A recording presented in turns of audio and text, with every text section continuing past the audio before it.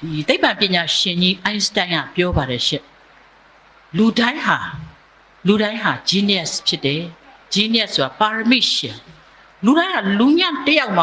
မပါဘူးလူလို့ဖြစ်လာရင်သူ့လူကိုလူကတန်ဖိုးရှိပြီးသားတဲ့ရှင်လူတိုင်းဒီပါရမီရှင်နေကြီးဖြစ်တယ်လူညံ့တယောက်မှမပါဘူးလူအတယောက်မှမပါဘူးဇာမရှိတယ်လို့မရှိဘူးကိုတန်ရတော့စွန့်ရတဲ့လူတွေကြီးပဲနော်ဒါကြောင့်မလို့ကျမတို့ကကိုလူရဲလို့ဖြစ်လာတော့တန်ဖိုးရှိမှသိတယ်ဒါပေမဲ့ကျမတို့မေ့နေတဲ့အချက်ရှိတယ်ရှင်အဲ့ဒါဘာလဲဆိုကျမတို့တော်တော်များများပေါ့နော်တော်တော်များများဟာကိုတန်ဖိုးမြင့်ရမှာမေ့နေကြ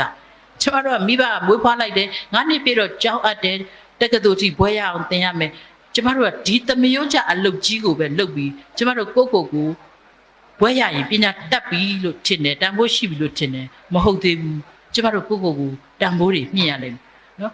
တန်ဖိုးမြင့်ဖို့ကျမဒီနေ့ညပြောချင်တာ2ချက်ပါပဲနံပါတ်1ကတော့ပညာပေါ့နော်မနေ့ကလည်းဆရာတွေကပညာအကြောင်းပြောခဲ့တယ်လို့ညနေကပြောပါတယ်ကျမတို့ပညာနဲ့တန်ဖိုးမြင့်ရမယ်ကျမတို့တိုင်းပြည်ရဲ့ဘွဲလက်မှတ်ကိုပညာလို့ထင်းနေတာတော့နည်းနည်းလေးတော့လွဲနေတယ်နော်ကျမတို့ကဘွဲကိုသာပညာထင်းနေတယ်များကျမတို့တိုင်းပြည်ရှေ့ကိုမရောက်ဘူးရှင်နော်ကျမတို့ပညာကိုနေရာ2နေရာကကျမတို့ယူရမယ်နံပါတ်1စာတင်ကျောင်းတွေကဘွဲရလဲပညာပါပဲနံပါတ်2စာအုပ်စာပေတွေကနေပြီးတော့ပညာတွေယူပြီးကျမတို့ဘုဒ္ဓတာတွေအထွေးအခေါ်တွေမြင့်အောင်ကိုတန်ဖိုးမြင့်အောင်လုပ်ဖို့လဲကျမတို့လိုတယ်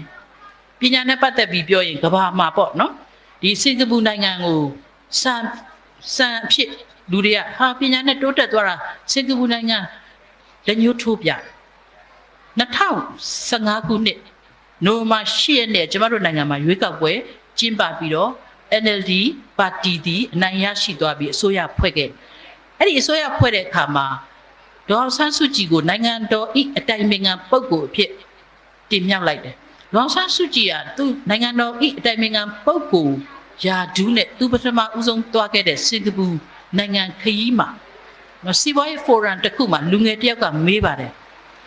ဒေါ်ဆန်းစုကြည်အစိုးရလက်ထက်မှာ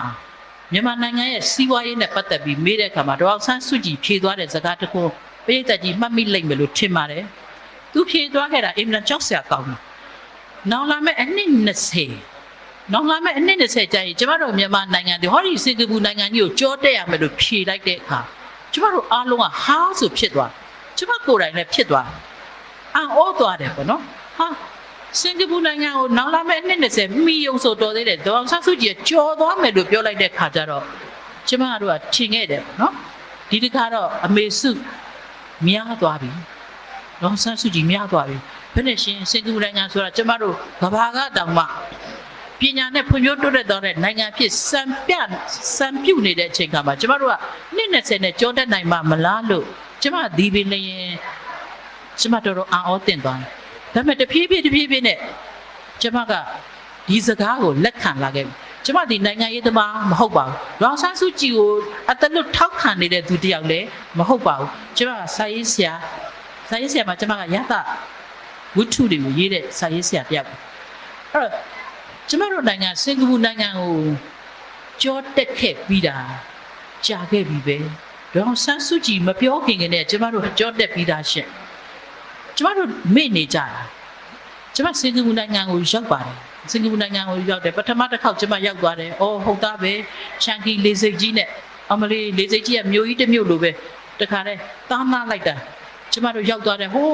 58ထပ်မြင့်နေဆိုတဲ့တင်မော်ကြီးပေါ့ကျမတို့ရောက်သွားတယ်ကျမတစ်ခါမှအဲ့လောက်မြင့်တဲ့နေရာမှာမနေဘူးပေါ့နော်အဲ့ဒီတင်မော်ကြီးပေါ်ရောက်သွားပြီးတော့ကျမကစင်ကာပူနိုင်ငံကြီးကိုဒီတင်မော်ကြီးပေါ်ကနေပြီးတော့အပေါ်စီးကနေကျမကြည့်ဒီဘက်မှာရေကူးကန်ကြီးရေတော့ကျမတို့မကူးနိုင်ဘူးသူကဒေါ်လာပေးရတယ်တင်စာဝင့်ကျော်ရေကူးသွားတဲ့ရေကန်ကြီးလို့ပြောတာပဲနော်ဒီရေကူးကန်ကြီးဘေးကနေကျမကစင်ကာပူနိုင်ငံကြီးကိုကြည့်တော့ဒီလမ်းနေဆိုတာနော်လမ်းနေဆိုတာကတ္တရလမ်းနေပြောင်းချောလို့ကားလေးတွေဆိုတာပြည့်စိတ်ကလေးတွေပြေးနေတယ်လို့ပဲအထက်မြင့်အစာဦးကြီးတွေတစ်ခုနဲ့တစ်ခုပြီးသူကလက်ရတွေကမတူဘူးကျမကအမခန့်ဖြစ်တာပေါ့မြန်မာပြည်က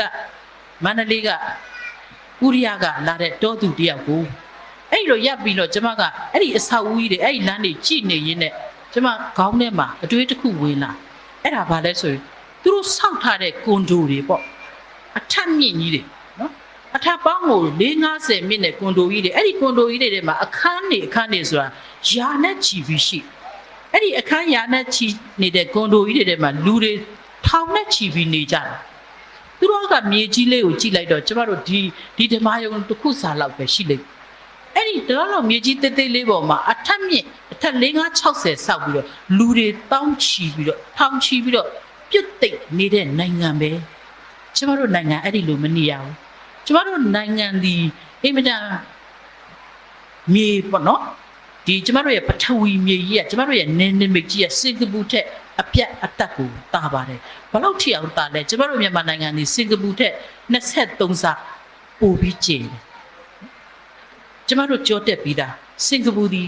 နိုင်ငံသေးသေးလေးပဲစင်ကာပူမြို့လေးတစ်မြို့တည်းရှိတဲ့နိုင်ငံပဲရှင်သူတို့မှာတခြားရွာလည်းမရှိဘူးတခြားမြို့လည်းမရှိဘူးစင်ကာပူမြို့လေးတစ်မြို့တည်းကိုစင်ကာပူနိုင်ငံဆိုပြီးတော့ကမ္ဘာမှာသူတို့ကလက်မှတ်ထောင်းနေတာပဲ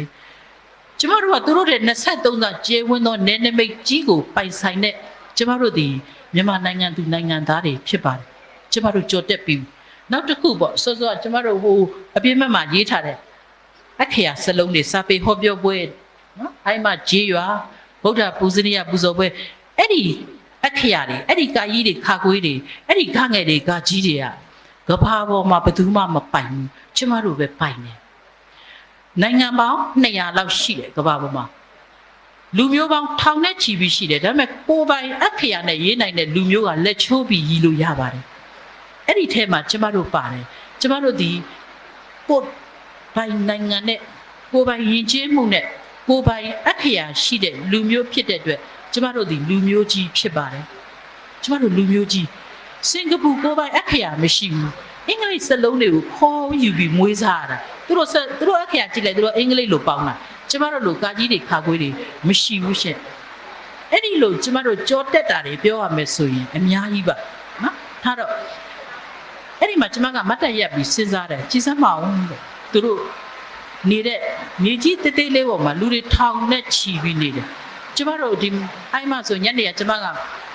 တို့တဲခိုတဲ့အိမ်မှာအော်လို့ချန်ဝင်းကြီးအကျယ်ကြီးတွေနဲ့ဒီလိုရွာတွေရောက်မှပဲကျမတို့ကလေဝဝရှူရတာမြို့ပြတွေမှာနော်မြို့ပြတွေမှာじゃဒီလိုဝိုင်းနေချန်နေမရှိတော့ကျမတို့ကလူတယောက်ပေါ်တယောက်ထပ်ပြီးနေတဲ့နိုင်ငံမဟုတ်ဘူးကျမတို့ကတဲလွတ်နဲ့ကျမတို့နိုင်ငံကြီးကအကျယ်ကြီးပဲကျမတို့နိုင်ငံကြီးပထဝီကြီးကသူတို့ထက်23ဆတောင်ကျယ်တယ်လေနော်အဲ့တော့ဒီ23ဆကျဲတဲ့မြေကြီးပေါ်မှာကျမတို့ကနေတော့ကျမခေါင်းထဲမှာပေါ်လာတဲ့အတွေ့ကျမ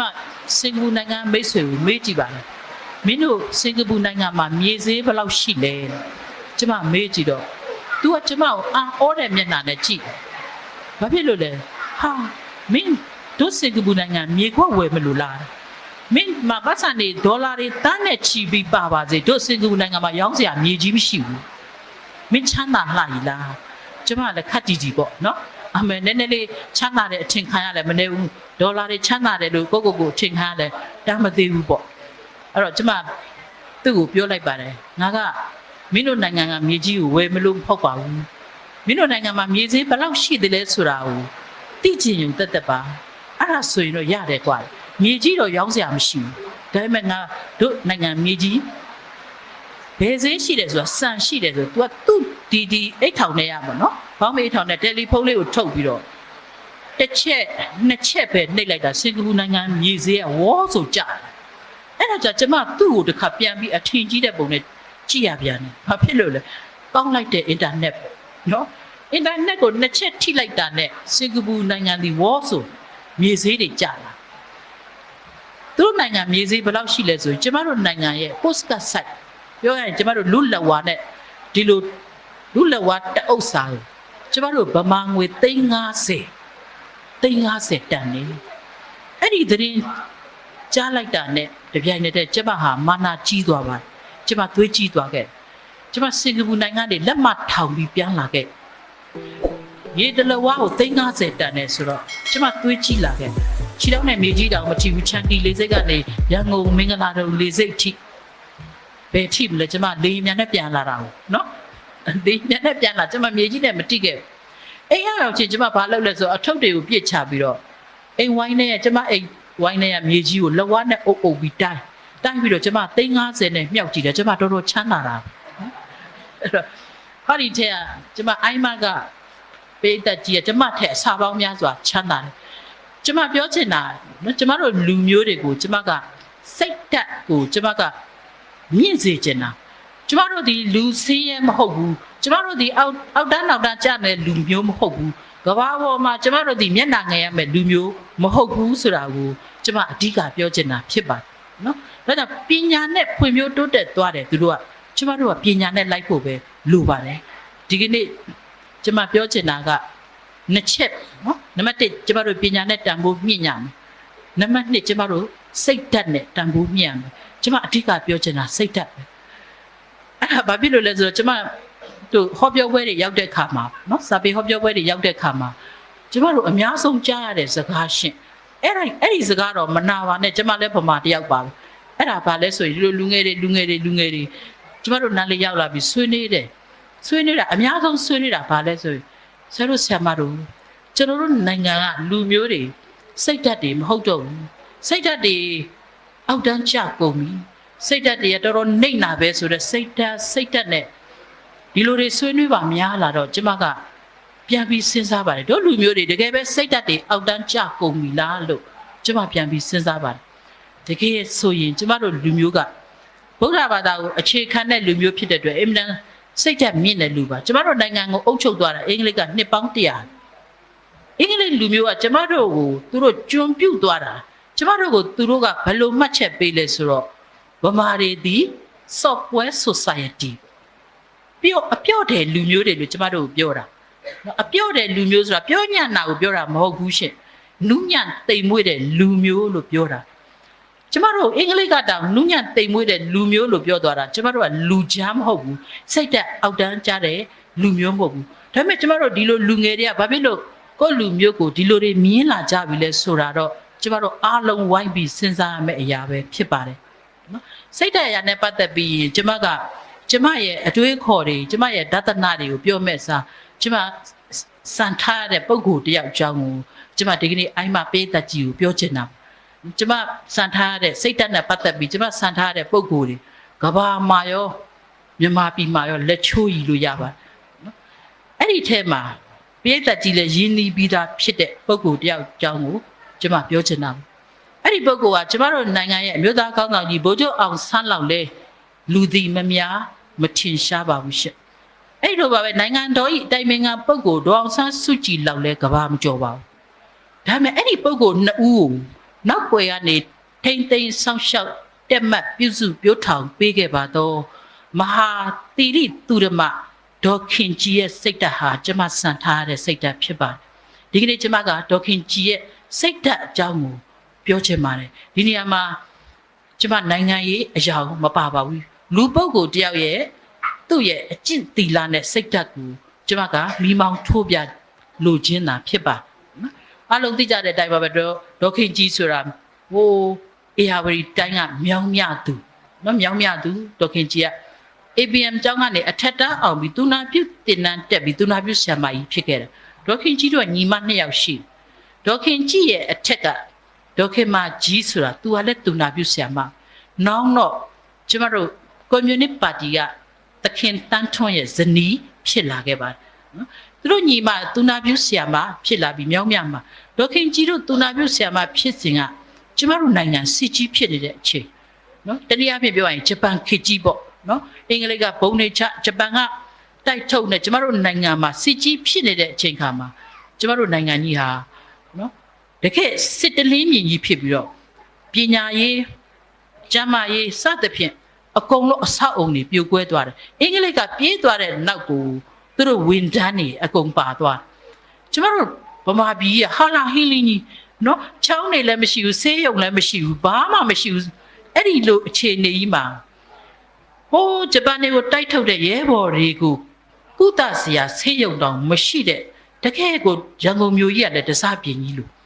အဲ့ဒီအချိန်ခါမှာတာဝန်သိတဲ့ဆရာဝန်ကြီးဒေါက်တာဥပတန်းကနေပြီးတော့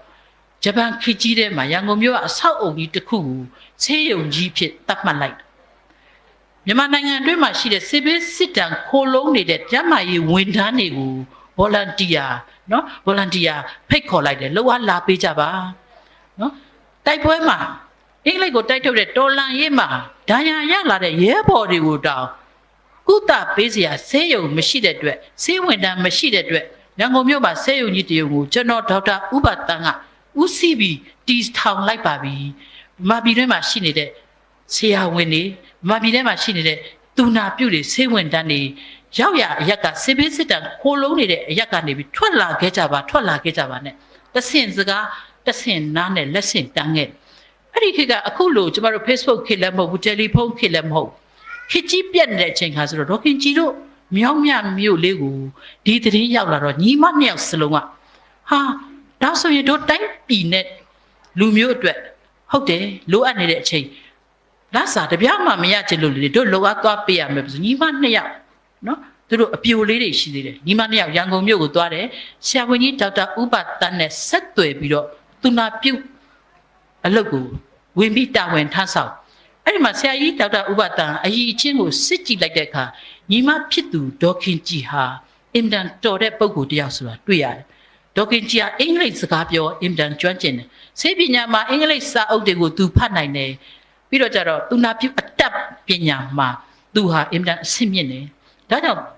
ဆရာကြီးဒေါက်တာဥပတန်းကညီမဖြစ်သူဒေါခင်ကြီးကိုအဆင့်မြင့်သူနာပြုယာဒူးပေးလိုက်အဆင့်မြင့်သူနာပြုဆရာမကြီးဖြစ်တန်းပြီးပေးလိုက်အဲ့လိုတာဝန်ထမ်းဆောင်တဲ့အချိန်ခါမှာနော်ဂျပန်နေနဲ့အင်္ဂလိပ်တွေနဲ့တိုက်ထုတ်နေတဲ့အချိန်ခါမှာ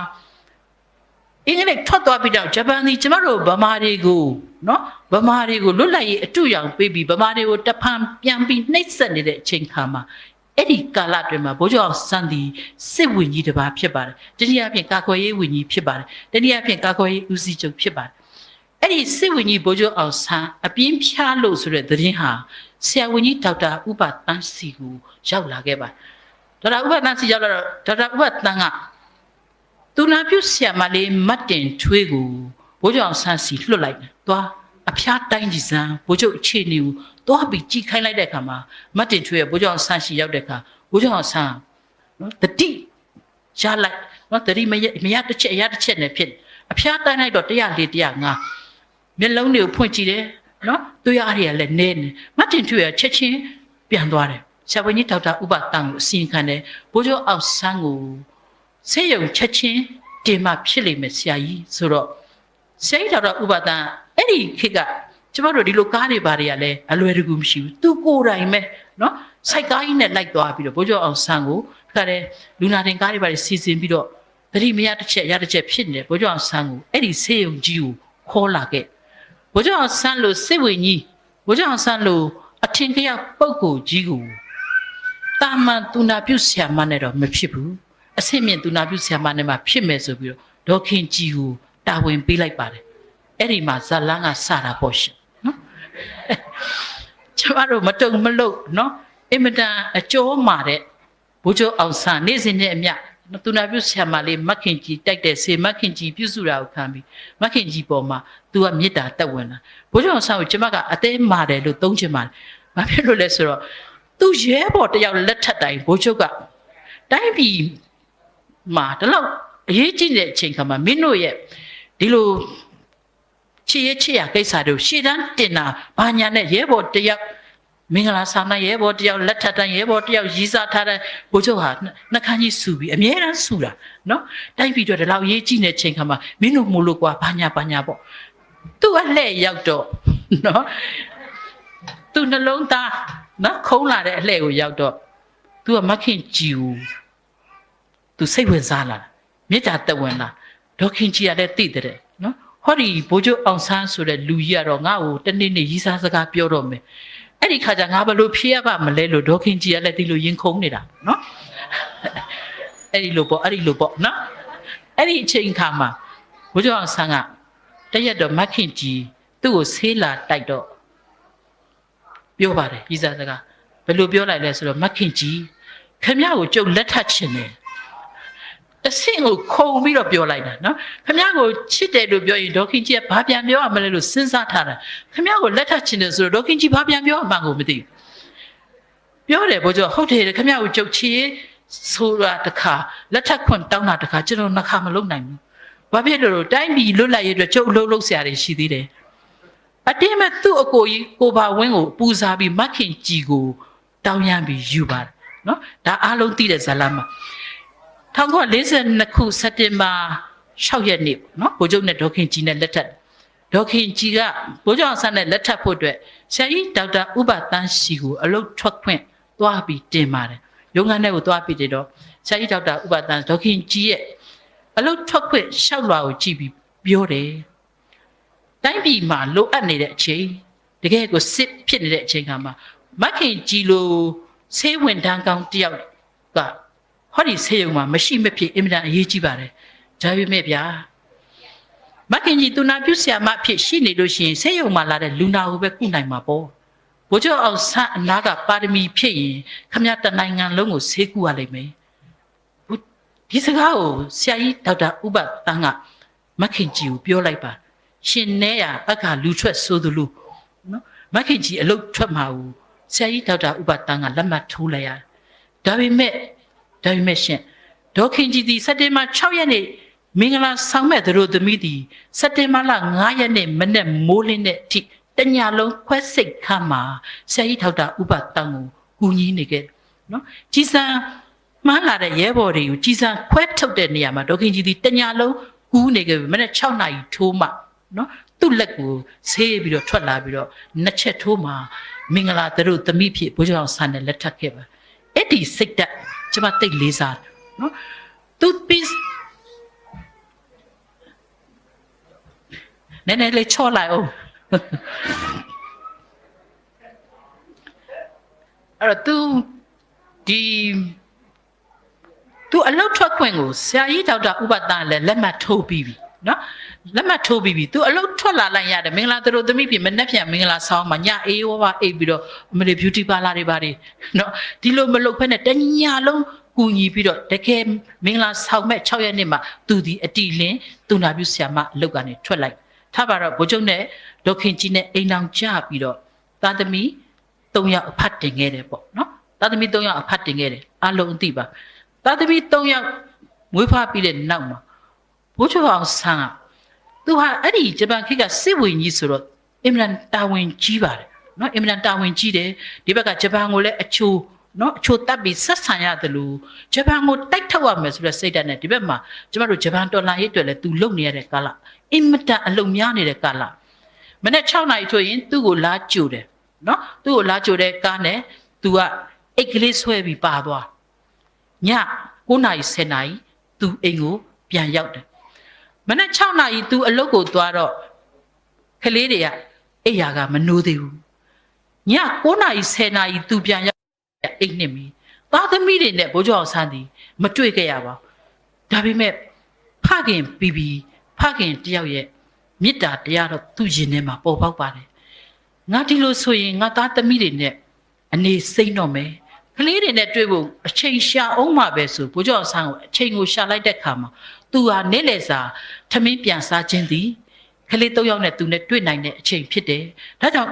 ဘိုးကျော်အောင်ဆန်းဟာနေ့လည်စာထမင်းကိုသူ့အိမ်ကိုသူမရောက်အောင်ပြန်စားပါတယ်အဲ့ဒီလိုနော်စူးစမ်းပြီးပြန်လာတော့တပတ်မှာ3ရက်4ရက်အပြင်သူပို့ပြီးမပြန်နိုင်ဘူးနော်နေ့လည်စာထမင်းပြန်စားတဲ့နောက်ကတဒန်းကြီးပဲပါလာတာသူ့ရဲ့ဒီ Volkswagen ကအနက်ကလေးပေါ့နော်ဘိုးကျော်စီးနေကြကားလေး station wagon ကားလေးနိုင်ငံရေးရဲဘော်တွေပါလာတယ်နောက်ကတပ်မတော်သားတွေပါလာတယ်သူ့နောက်ကအမြဲတမ်း4-5ယောက်ပါလာတိုင်း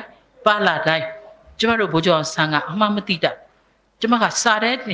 မှတ်နေတာနော်သူ့ရဲ့အခွေတွေအခုဆိုရင် line ပေါ်မှာအများကြီးပဲအဲ့ဒီကားရိုက်ပြောက်ပြီဆိုတာနဲ့အိမ်ပေါက်ဝကလေးဒေါခင်ကြီးကို तू ကလှမ်းပြီးអော်တယ်မခင်ကြီးဘာချက်လဲဟာငါရဲဘော်တွေပါလာတာငါမိတ်ဆွေတွေပါလာတာထမင်းခုပါဟာဘာဟာနဲ့သူ့အိမ်မှာရှိမှလည်းမသိဘူးမရှိမှလည်းမသိဘူးပါလာတဲ့ရဲဘော်တွေကိုထမင်းကျွေးဖို့ဒေါခင်ကြီးကိုပြောတဲ့အခါဒေါခင်ကြီးကဧည့်သည်တွေကိုဧကန်းပေါက်ကနေအပြုံးနဲ့ကျူอ่ะခေါင်းထဲမှာထမင်းဘွယ်ကြီးပြင်းနေရတယ်ပါလာတဲ့ဧည့်သည်က9ယောက်ငါချက်ထားတာပါဆန်ဘယ်နှဘူးနေချက်ထားတာကျွေးလောက်ပါမလားဟင်းကကျွေးလောက်ပါမလားဧည့်သည်တို့အပြုံးနဲ့ဧကန်းပြီးခေါင်းထဲမှာထမင်းဘွယ်ကြီးပြင်းနေရတယ်အဲ့ဒီမှာဒေါခင်ကြီးရဲ့စိတ်ဓာတ်တစ်ခုကိုကျွန်မတွေ့ရတယ်ဘာလဲဆိုရင်အဲ့ဒီခေတ်က ဂျပန်ခေတ်ကစစ်ဝင်ကြီးတယောက်ရဲ့ရတဲ့လစာကိုဒေါ်ခင်ကြီးဒီ30နဲ့စားလိုက်တယ်30နဲ့စားပြီးတရက်ကိုဘယ်လောက်သုံးမယ်ဆိုတာသူကတခါတည်းတွက်ချက်ထားတရက်ကို30သုံးမယ်ဆိုရင်30အပြင်တမတ်ပို့ပြီးမသုံးဘူးငါးမှုပို့ပြီးမသုံးဘူး30နဲ့ပဲသူရက်ထားတယ်ဒါမှနောက်နေ့30နောက်နေ့30လကုန်ရင်လစာအခိုက်ကွက်တိဖြစ်မှာဒေါ်ခင်ကြီးဒီအဲ့လောက်ထိစီကံကြီးပါနော်အဲ့တော့သူဒီပါလာတဲ့ဧည့်သည်တွေကိုခင်မွန်းတယ်မျက်နှာမပြတ်အောင်နော်ကျွေးတယ်ချက်ပြုတ်ကျွေးမွေးတယ်ဒါပေမဲ့သူမိသားစုကိုသူကဥပဒေတစ်ခုထုတ်ထားတယ်သူမိသားစုကိုသူကဥပဒေတစ်ခုထုတ်ထားတယ်အဲ့ဒီဥပဒေကဘာလဲဆိုရင် family stay back မိသားစုနောက်ဆုံးနေဒါတော့သမီးတို့မြင်နေမလားမင်းအဖေဧည့်သည်တွေပါလာတယ်ဧည့်သည်တွေပို့ရင်မင်းတို့စားရမယ်ဧည့်သည်တွေမပို့ရင်တို့မိသားစုထမင်းတနတ်လှက်လိုက်ရအောင်ဆိုတဲ့ဥပဒေကိုဒေါခင်ကြီးကချထားပါတယ်နောက်ထပ်ထမင်းထပ်မချက်ဘူးသားသမီး3ယောက်ကလည်းဧည့်သည်တွေထမင်းကျွေးလိုက်လို့ထမင်းမကြံဘူးဆိုရင်ကျွန်တော်တို့ကတော့ထမင်းမဲ့စားမယ်ဗျာကျမကတော့ထမင်းမဲ့စားမယ်ဗျာလို့ဘယ်သားသမီးကမှမပူစားဘူး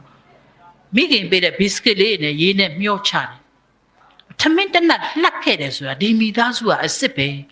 ကျမဒီစာကိုဖတ်လိုက်ရတော့တော်တော်အံ့ဩသွားပါသူတို့ဒီလိုထမင်းတနတ်လှက်ခဲ့တယ်လို့ဒီမိသားစုကပြောနေကြတာမဟုတ်ဘူး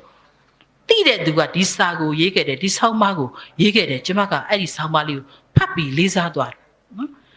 ဘာဖြစ်လို့လဲဆိုတော့ဒီဘက်ခေတ်ဝင်းကြီးတစ်ပါးပြောဘူးတယ်နော်ဒီတောင်သူလယ်သမားတွေအကျွေးဆက်နိုင်အောင်ထမင်းတနတ်လျှော့စားကြပါဆိုတော့ကြားဘူးမှာပေါ့နော်သူတို့じゃဘိုက်ပေါက်ထွက်အောင်စားနေကြနော်အဲ့တော့ဒီမိသားစုကတော့တကယ်ကိုထမင်းတနတ်လှက်ခဲ့ကြတယ်ကျမတို့စာရီထဲမှာတွေ့ရတယ်ထားတော့ဒေါန်ဆန်းစုကြည်အကျယ်ကျုံနဲ့15နှစ်အကျယ်ကျုံနဲ့နေခဲ့ရတယ်အလုံးသိအကျယ်ကျုံကလွတ်လာတော့ဒေါန်ဆန်းစုကြည်ကိုသတင်းတောက်တွေကဝိုင်းပြီးမေးကြတယ်တဲ့ထဲမှာနိုင်ငံသားသတင်းတောက်တယောက်ကမေးပါတယ်ဒေါန်ဆန်းစုကြည်တဲ့ဖခင်နဲ့ပတ်သက်ပြီးနော်ဘိုးကျောင်းဆန်းနဲ့ပတ်သက်ပြီးတိုင်းပြည်ကဘသူမေသိတာပဲတဲ့ဘိုးကျောင်းဆန်းအကြောင်းစာအုပ်တွေလည်းအများကြီးပဲအင်္ဂလိပ်လိုတွေလည်းရှိတယ်ဗမာလိုတွေလည်းရှိတယ်ဒါပေမဲ့ဗျာဒေါန်ဆန်းစုကြည်ရဲ့မိခင်ဒေါခင်ကြည်ကြောင်းကိုကျွန်တော်တို့မေးကြည့်တယ်လူတော်တော်များများမသိဘူးဒေါခင်ကြည်ကြောင်းကိုရေးခဲ့တဲ့စာအုပ်လည်းကျွန်တော်တို့တအုပ်မှမတွေ့ရဘူးအဲ့တော့မိခင်ကြောင်းကိုမေးခွန်းပြုပါတဲ့ဒေါန်ဆန်းစုကြည်အမေမှာရှိတဲ့အရေးချင်းကိုပြောပါဆိုရင်ဘာကိုပြောမလဲလို့နိုင်ငံသားသတင်းတောက်ကအဲ့ဒီလူကြီးမေး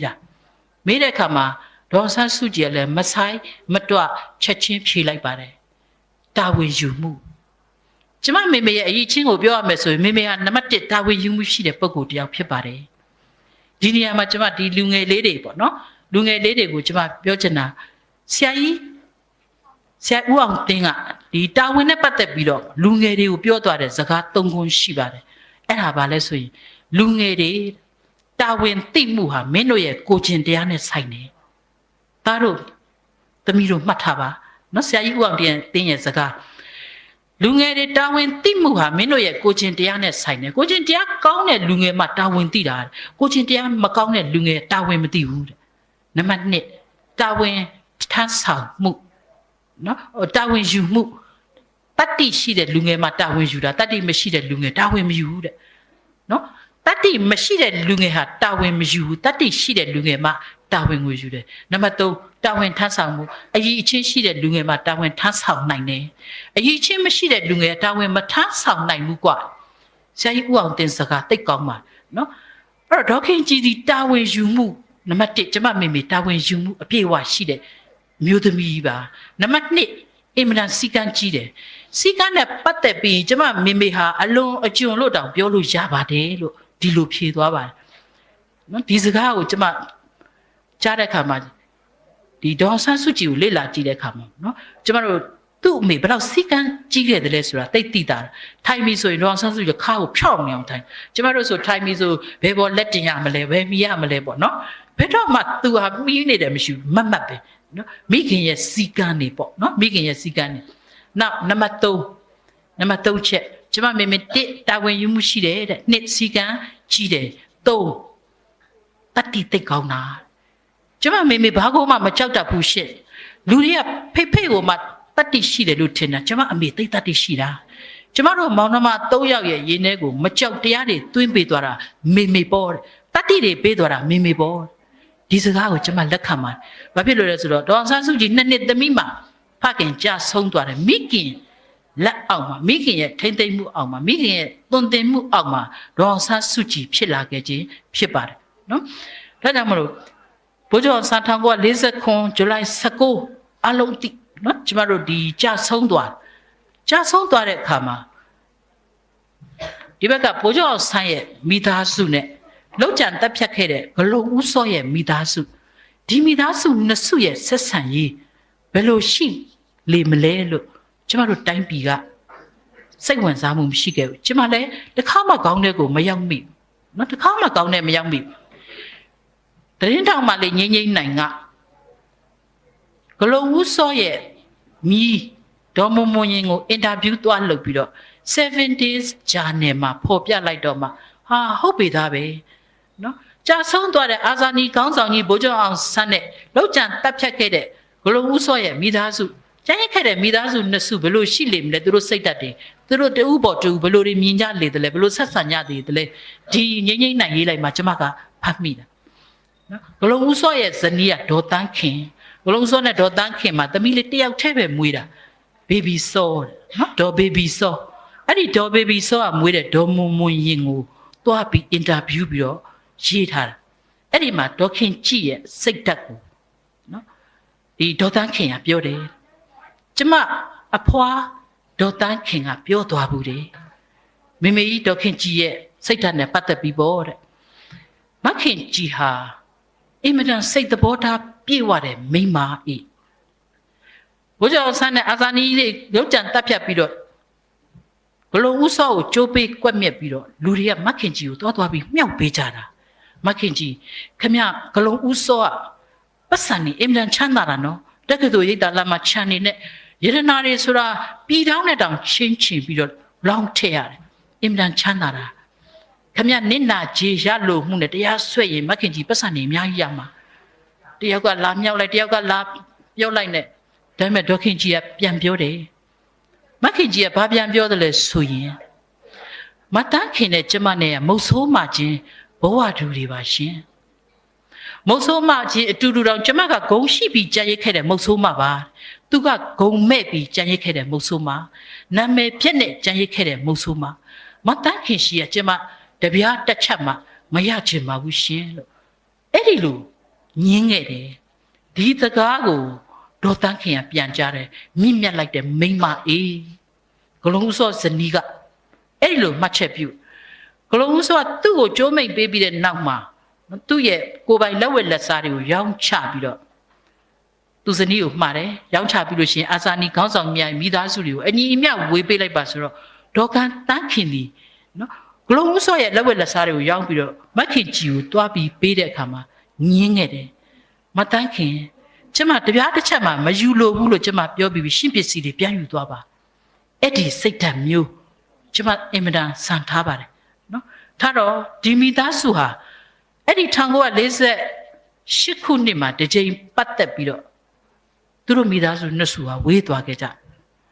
နှစ်ပေါင်း30ကြာတော့တစ်ခါပြန်ပြီးဆုံခဲ့ကြဘယ်မှာဆုံတယ်လဲဆိုတော့ခုနကတော့အင်တာဗျူးခံရတဲ့ဒေါ်မွန်မွန်ရဲ့မင်္ဂလာဆောင်မှာသူတို့မိသားစုနှစ်စုပြန်ပြီးတစ်ချိန်ပြန်တွေ့ကြတယ်ဒေါ်မမွန်ရဲ့မင်္ဂလာဆောင်မှာမင်္ဂလာအခါပေးတဲ့ပုဂ္ဂိုလ်ကမင်္ဂလာဗိတ်သိက်ပန်းဖြစ်တဲ့မင်္ဂလာငွေပလားကြီးထဲမှာလီလီပန်းအဖြူတွေထိုးရမယ်လို့အခါတော့ပေးလိုက်လီလီပန်းအဖြူတွေထိုးရမယ်တကယ်မင်္ဂလာပွဲရက်လည်းရောက်လာရောရန်ကုန်တစ်မြို့လုံးလီလီပန်းအဖြူတွေပျောက်သွားတယ်တုံးသွားတယ်ခါတိုင်းဗိုလ်ချုပ်ဈေးထဲမှာထိုးထောင်ထောင်နဲ့လီလီပန်းဖြူဝင်ကြီးတွေကလည်းတပွင့်မှမရှိတော့မင်္ဂလာရနီးတော့လိုက်ရှာတော့ဘိုးကျုံဈေးထဲမှာလည်းမရှိဘူးရန်ကုန်တစ်မျိုးလုံးရှိတဲ့ခြံတွေကိုလိုက်ရှာတယ်ဘဲမှလီလီပန်းအဖြူမရှိဘူးဒါနဲ့မော်လမြိုင်ဘက်ကိုသွားရှာတယ်တပွင့်မှမရှိတော့ထိုင်းနိုင်ငံဘက်ကိုလှမ်းပြီးမှာတယ်လီလီပန်းအဖြူမရှိတော့ပါဘူးတုံးသွားပြီငါမီးရဲ့မင်္ဂလာဆောင်မှာနော်ဂလုံဦးစောရဲ့ဇနီးကကျမအဖွားကတိတ်ပြီးတော့စိတ်ထက်တယ်ကျမမင်္ဂလာဆောင်မှာပြောတယ်ငါမြီးမရဲ့မင်္ဂလာဆောင်မှာလီလီပန်းအဖြူမနော်အခါတော့ပေးထားတဲ့ဒီလီလီပန်းအဖြူမမထိုးရဘူးဆိုရင်မင်္ဂလာပွဲကိုရက်ရွှေ့ဆိုင်လိုက် လီလီပန်းအဖြူဝေးရမှာမင်္ဂလာရက်ကိုပြန်ပဲတတ်မှတ်မယ်ဆိုကျမမင်္ဂလာပွဲကြီးကိုဖျက်ပစ်လိုက်တာအဖွားတော်တန်းခင်ကကျမစိတ်ညစ်တာပေါ့နော်သူတို့သားသူတို့သမီးကစိတ်ညစ်တာပေါ့သူတို့မင်္ဂလာပွဲကြီးကိုဖျက်လိုက်တယ်ဆိုတော့နော်ရက်ရွှေ့လိုက်တယ်ဆိုတော့စိတ်ညစ်ပြီးကျမခြံထဲမှာတရက်တော့ခြံထဲမှာထိုင်ပြီးတော့ဓာတ်လေးစင်လေးပေါ်မှာထိုင်ပြီးသူမှိုင်းနေတာခြံထဲကိုကားတစ်စင်းဝင်လာနော်ကားတစ်စင်းဝင်လာကားပေါ်ကနေပြီးသူ့တငယ်ချင်းကကားတောင်ဆက်မတတ်သေးဘူးနော်အတင်းခုန်ဆင်းလာပြီးတော့ဒန်းစီနေတဲ့ဒေါ်မမွန်ရင်စီကိုလာတယ်မမွန်ရေရန်ကုန်မြို့ကခြံကြီးတစ်ခြံထဲမှာလီလီပန်းအဖြူတွေပွင့်နေတာငါတွေ့ခဲ့တယ်။အိုးကျမထခုန်လိုက်တာပဲတဲ့။ဝင်းတာလိုက်တာလီလီပန်းအဖြူသာရရင်ကျမမင်္ဂလာပွဲရက်မရွှေ့ရတော့ဘူးလေ။ဘသူခြံထဲမှာလဲတငယ်ချင်းကျမတငယ်ချင်းကခတ်ဆိုင်ဆိုင်ပဲဖြေတယ်။ရန်ကုန်မြို့တက္ကသိုလ်ရိပ်သာလမ်းကဒေါခင်ကြည့်ရဲ့ခြံထဲမှာလီလီပန်းအဖြူတွေပွင့်နေတာပဲတဲ့။ငါကိုယ်တိုင်မြင်ခဲ့တာတငယ်ချင်းကျမစိတ်ဓာတ်ပြန်ပြီးကြာသွားတယ်ကျမဘလို့မျက်နှာနဲ့သွားဝေရမှာလဲရှင်သူကဘိုးချုပ်အောင်ဆန်းရဲ့ဇနီးလီကျမကဂလုံဦးစောရဲ့မိရှင်ကျမဘလို့မျက်နှာနဲ့သွားဝေရမှာလဲကျမအယုတ်ကျိုးပြတ်တန်းခုံပေါ်မှာကျမပြန်ထိုင်ချလိုက်ကျမတကယ်ချင်းရလဲစကားပြောသတင်းပေးပြီးတော့သူလည်းပြန်သွားတယ်ကျမတစ်ချိန်လုံးစဉ်းစားတယ်ငါသွားဝယ်မလားငါမင်္ဂလာပွဲမပြတ်အောင်ဒီလီလီပန်းတွေကိုဒေါခင်ကြည့်ရှိကိုငါသွားဝယ်မလားဒါမှမဟုတ်ငါမဝယ်ပဲနေမလားကျမစဉ်းစားတယ်နောက်တော့ကျမစွန့်စားမှုတစ်ခုလုပ်လိုက်တယ်သွားမယ်ဒေါခင်ကြီးကလက်ညှိုးငေါက်ငေါက်ထိုးပြီးဂလုံးဦးစောရဲ့မီးကငါခြံထဲကလီလီပန်းကိုလာဝယ်တဲ့လားလို့လက်ညှိုးငေါက်ငေါက်ထိုးပြီးကျမကိုဆူလိုက်တော့ဘာဖြစ်သေးလဲကျမခံမှာပေါ့ဒီလိုမှမဟုတ်လို့မေမေကြီးဒေါခင်ကြီးကကျမကိုလီလီပန်းဖြူတွေရောင်းလိုက်တော့လေကျမမင်္ဂလာပွဲရက်မရွှေ့ရတော့ဘူးပေါ့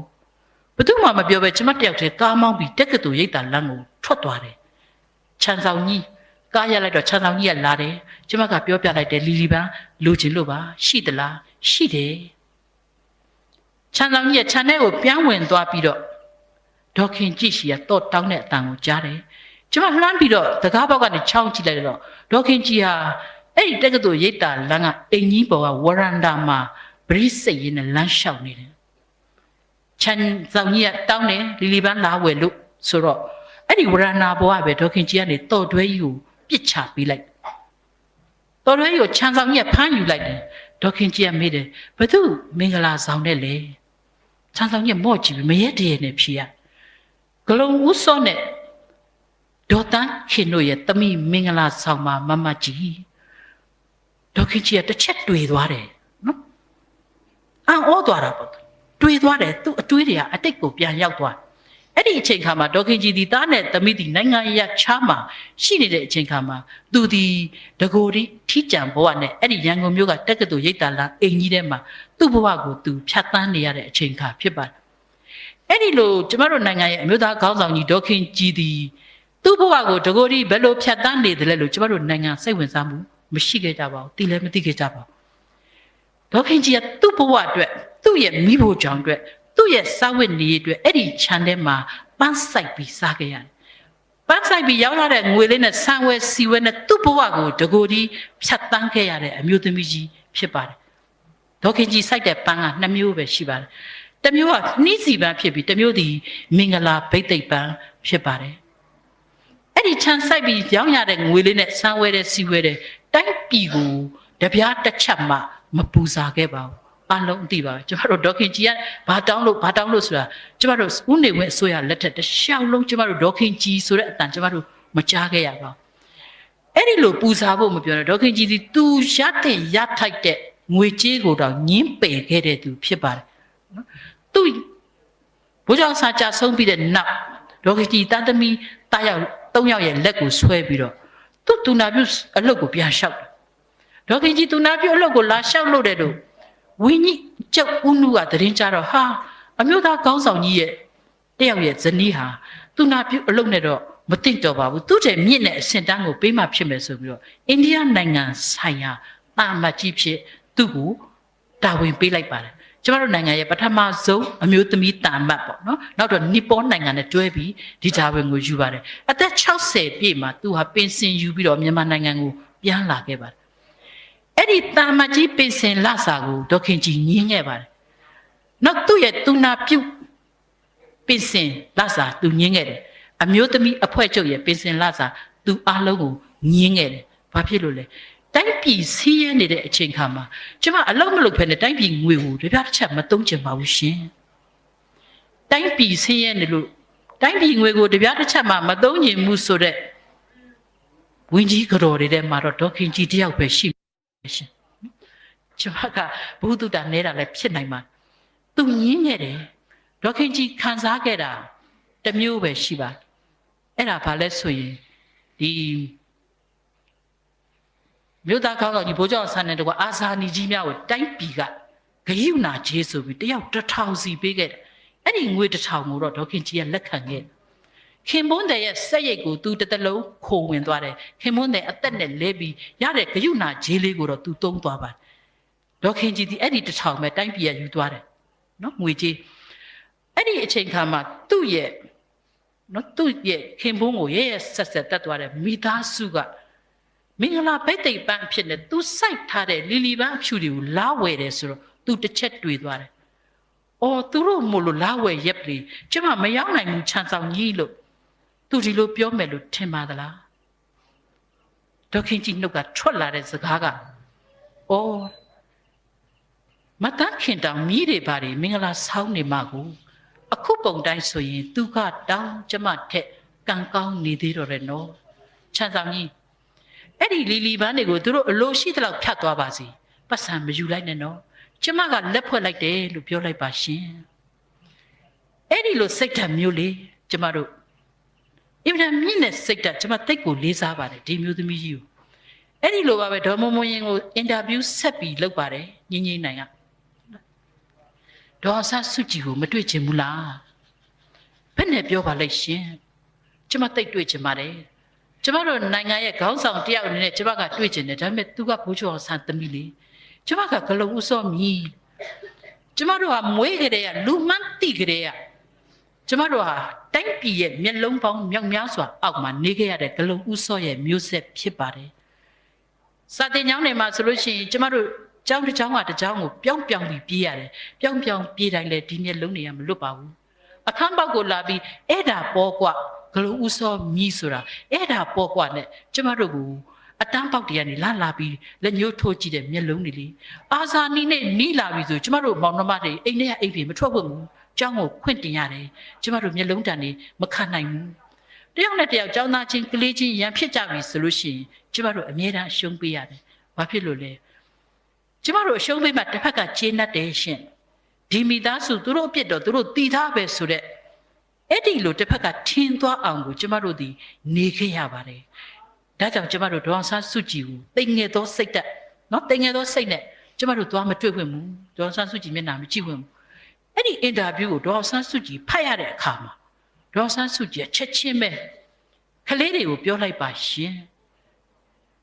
ဟာဒီကျမဖေအကြောင်းကိုပြန်တွေးတိုင်းငါအဖေကိုဘလုံးဦးစောလောက်ကြံခဲ့လေခြင်းလို့ကျမတစ်ခါမှကောင်းတဲ့ကိုမပေါ်ဘူးပြီးတော့နိုင်ငံရေးဆိုတာဒီလိုပဲဖြစ်တတ်ပါတယ်လေကလေးတွေမှာဘာပြစ်မှမရှိပါဘူးသူတို့အဖိုးကလည်းအဲ့ဒီခေတ်ကဥပဒေတိုင်းသူ့အပြစ်ကိုသူခံယူသွားပြီပဲလွတ်လပ်နေကြပါလို့ကျမကပြောလိုက်ပါအဲ့ဒီလိုစိတ်ဓာတ်မျိုးတွေကျမတို့စိတ်ဓာတ်တွေမြင့်ရပါလိမ့်မယ်အဲ့ဒီလိုမြင့်မြတ်တဲ့စိတ်ဓာတ်တွေကျမတို့တန်ဖိုးတွေမြင့်ရပါလိမ့်မယ်ပညာတတ်နေုံနဲ့မရဘူးကျမတို့စိတ်ဓာတ်တွေမြင့်အောင်မြင့်ရလိမ့်အခုကျမတို့တိုင်းပြည်ကနော်ပါတီစုံဒီမိုကရေစီဆိုပြီးကျမတို့သိနေတာပါတီကနှစ်ခုနဲ့အနီနဲ့အစိမ့်မဟုတ်ဘူးအခုတော့ဘာတွေမှမသိနော်အနီတွေရောအစိမ့်တွေရောအဝါတွေရောအပြားတွေရောခရမ်းတွေရောစက်ကြားတွေရောနော်အဲ့တော့ဒီလိုပါတီစုံတွေဖြစ်လာတဲ့အချိန်ခါမှာကျမတို့ကဒီပါတီကနိုင်လိုက်ဟိုပါတီကချီထိုးလိုက်ဟိုပါတီကနိုင်လိုက်ဒီပါတီကချီထိုးခံလိုက်နဲ့ကျမတို့ကနိုင်ငံရေးပဋိပက္ခတွေစစ်ရေးပဋိပက္ခတွေဒီဖြေရှင်းနေရင်ကျမတို့နိုင်ငံကစင်ကာပူနိုင်ငံကိုကြော်တက်ဖို့ရနော်အဲ့ဒီငြိမ်းချမ်းရေးဆိုတာကြီးကကျမတို့အခုခံဖြစ်နေတိုင်းပြည်စစ်ဖြစ်နေတိုင်းပြည်လို့ကျမတို့နိုင်ငံကိုပြောကြတာရှင့်အဲ့လိုစစ်ဖြစ်နေသမျှအဲ့လိုမညီညွတ်သမျှအဲ့လိုစိတ်ဓာတ်မမြင့်မြတ်သမျှအဲ့လိုပါတီနဲ့တပါတီရန်ဆောင်နေသမျှအဲ့ဒီလိုကိုမကြိုက်တဲ့လူက ကိုမကြိုက်တဲ့ပါတီကကိုမကြိုက်တဲ့အစိုးရမလို့ငါတို့တော့မလုံနိုင်ဘူးဆိုတဲ့စိတ်ဓာတ်တွေထားနေသမျှကျမတို့စင်ကာပူနိုင်ငံကြော်တက်ဖို့မလွယ်ပါဘူးရှင်နော်ဒါကြောင့်မလို့ကျမတို့ဒီအောက်တန်းကြတဲ့လူမျိုးမဟုတ်ဘူးကျမတို့ဒီဆင်းရဲတဲ့လူမျိုးမဟုတ်ဘူးကျမတို့ဒီစင်ကာပူနိုင်ငံထက်နှိမ့်တဲ့နိုင်ငံမဟုတ်ဘူးကျမတို့ထားရမယ့်အရာနှစ်ခုပဲရှိပါတယ်မနေ့တနေ့ကပဲကျမပါကျုပ်ဆရာတော်ဘုရားကြီးရဲ့တရားကိုနာပါတယ်ဆရာတော်ကြီးဟောကြားသွားတဲ့ထဲမှာနော်ကျမတို့လူအည်သွေးမှာထားရမှာနှစ်ချက်ပဲတဲ့ဆရာတော်ကြီးကအဲ့ဒါဘာလဲဆိုရင်ပညာတရားနဲ့အကျဉ်းနာတရားနှစ်ချက်ပါပဲအခုကျမတို့ပြောနေတာလေဒါပါပဲပညာနဲ့မေတ္တာပါနော်အကျဉ်းနာတရားရှိရမယ်ပညာတရားရှိရမယ်အဲ့ဒီလိုမထားနိုင်တယ်များအဲ့ဒီလိုကိုယ့်ကိုယ်လူတန်ဖို့မမြင့်တင်နိုင်တယ်များကျမတို့ညှို့မှန်းနဲ့နော်အမြဲတမ်းဖွံ့ဖြိုးတိုးတက်တဲ့နိုင်ငံစင်ကာပူကိုကြော်တက်သွားတဲ့နိုင်ငံဆိုတာကျမတို့ဖြစ်ဖို့မလွယ်ပါဘူးဒါကြောင့်မလို့ကျမတို့ရဲ့မျိုးဆက်တင်များကိုပညာသားမကစိတ်ဓာတ်အမွေတွေကိုပါပေးနိုင်အောင်စိတ်ဓာတ်ပြည်တွေကိုပါမြင့်တင်နိုင်အောင်စာဖတ်တဲ့လူမျိုးဖြစ်အောင်မြင့်တင်ပေးကြဖို့တိုက်တွန်းရင်းနဲ့ညီကုန်းချုပ်ပါတယ်ရှင်